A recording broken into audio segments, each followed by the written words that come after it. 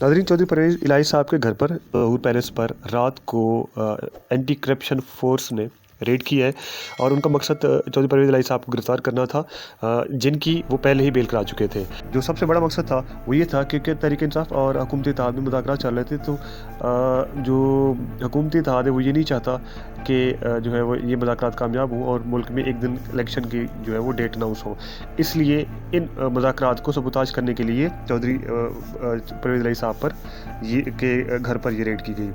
और दूसरी जो वजह थी वो ये थी कि हुकूमती इत्तेहाद को कहीं से ये खबर मिली थी कि कुछ अरकान पार्लियामेंट जो हैं वो चौधरी परवेज़ इलाही साहब के साथ राब्ते में हैं, और अगर ये अरकान पार्लियामेंट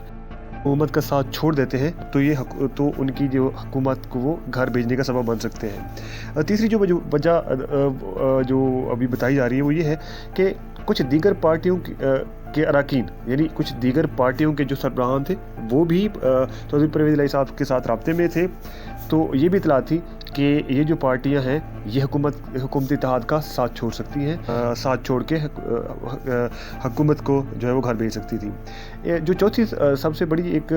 बात चल रही थी वो ये थी कि चौधरी बिरादरान के अंदर भी सुलह हो रही है। अगर ये सुलह हो जाती है तो मुमकिनात में से है कि जो चौधरी बिरादरान हैं, चौधरी शुजात साहब हैं या उनके जो बेटे हैं, वो पाकिस्तान तहरीक इंसाफ को ज्वाइन कर सकते हैं। तो ये हुकूमत के लिए एक ख़तरे की घंटी ये भी साबित हो सकती थी। जो पांचवी वजह देखी गई है वो ये थी कि हुकूमती इत्तेहाद में भी कुछ जो है वो पाकिस्तान तहरीक इंसाफ को ज्वाइन कर सकते हैं। तो ये हुकूमत के लिए एक ख़तरे की घंटी ये भी साबित हो सकती थी। जो पांचवी वजह देखी गई है वो ये थी कि हुकूमती इत्तेहाद में भी कुछ इत्तेहादी पार्टियां हैं, इत्तेहाद छोड़ने जा रही हैं। तो चौधरी परवेज़ इलाही साहब के घर पर रेड करके ये उनको भी पैगाम दिया गया है कि जो पार्टी भी हुकूमती इत्तेहाद का साथ छोड़ेगी और खान साहब की पार्टी को सपोर्ट करेगी तो उनके साथ ये कुछ उनके साथ भी हो सकता है। छठी वजह जो बताई जा रही है वो ये है कि चौधरी परवेज़ इलाही साहब पर प्रेशर है कि वो ये पार्टी छोड़ दें, क्योंकि अगर जनरल इलेक्शन की तरफ जाते हैं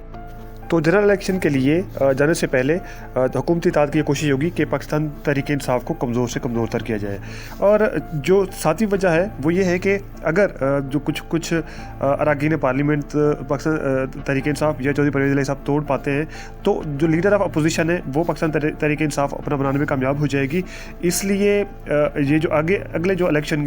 के लिए जनरल इलेक्शन जो होने वाला है उसके लिए जो केयर टेकर सेटअप बनाना है तो उसके लिए भी तहरीक इंसाफ की जो है वो इसमें रजामंदी का शामिल होना लाजमी होगा। तो एक वजह ये भी है। और जो आठवीं वजह है कि चौधरी परवेज़ इलाही साहब का ब्यूरोक्रेसी में बड़ा अच्छा खासा असर रसूख है, इसके लिए भी चौधरी परवेज़ इलाही साहब के घर पर रेड किया गया। और जो नवी वजह है वो ये है कि इस्टेब्लिशमेंट और पाकिस्तान तहरीक इंसाफ के दरमियान जो है वो इस खलीज को वसी किया जाए ताकि फ्यूचर में इनकी आपस में जो है वो कम बन सके, ताकि इनके दरमियान जो है वो गलतफहमियाँ पैदा हों।